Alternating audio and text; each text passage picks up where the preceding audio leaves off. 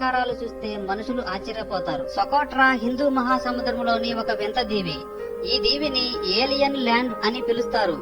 ఈ దీవిలో రక్తం కక్కే చెట్లు ఉంటాయి. ఈ సొకోట్రా దీవి యెమెన్ దేశ భూభాగం కిందకు వస్తుంది.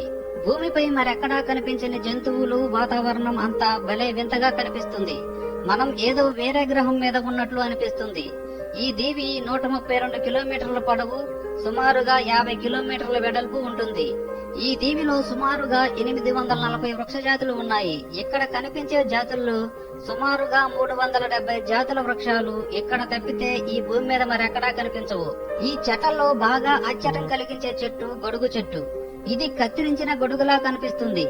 దీనిని డ్రాగన్ బ్లడ్ ట్రీ అంటారు.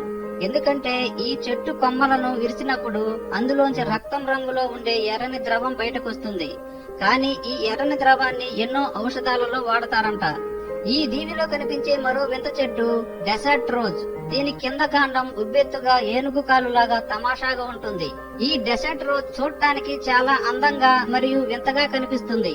ఇక్కడ ఉష్ణోగ్రత చాలా ఎక్కువగా ఉంటుంది. ఆ ఉష్ణోగ్రత కారణంగానే అన్ని రకాల చెట్లు విచిత్రంగా ఉన్నాయని అందరూ అంటారు. ఇక్కడ 140 జాతుల పక్షుల రకాలు ఉన్నాయి. 30 సరీసృప జాతులు అందరినీ అబ్బురపరుస్తాయి. అందులో కాళ్ళు